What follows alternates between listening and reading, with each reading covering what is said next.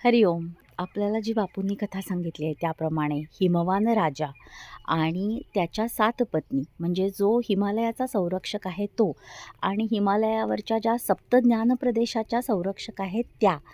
तर त्या सप्तपत्नी ह्या कलियुगाचा जेव्हा अंतिम चरण सुरू होईल तेव्हा प्रत्यक्ष परमशिव येऊन त्या सप्तप्रदेशांचा आणि कैलास शिखराचा भाव हा तपस्या नदीच्या काठी पुण्यक्षेत्रम इथे स्थापन करेल. जेव्हा त्यांना हे कळलं तेव्हा त्या 7ही राण्यांना त्यांच्या मातृवात्सल्यामुळे किंवा त्यांच्यातल्या ममतेमुळे वाईट वाटायला लागलं, की अरे आता जर आपण इथे येऊन राहिलो तर आपली जी मुलगी आहे पार्वती ती आपल्याला कधी भेटेल. आणि म्हणूनच त्यांनी आपली ही चिंता आपल्या अनसूया मातेकडे व्यक्त केली. अनसूया माता म्हणजे तर सगळ्यांचीच माता, त्यामुळे तिला मातृहृदय कळणार नाही असं कसं होईल.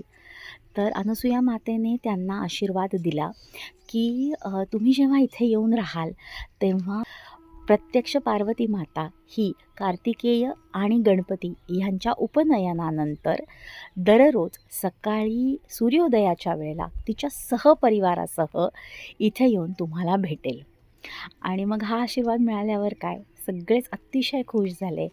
आणि आपण बघूया आज आपण सूर्योदय तो विटनेस करणार आहोत की पार्वती माता कशी तिच्या वडिलांना हिमवान राजाला आणि सगळ्या सप्तमातृकांना येऊन इथे भेटते आहे ते.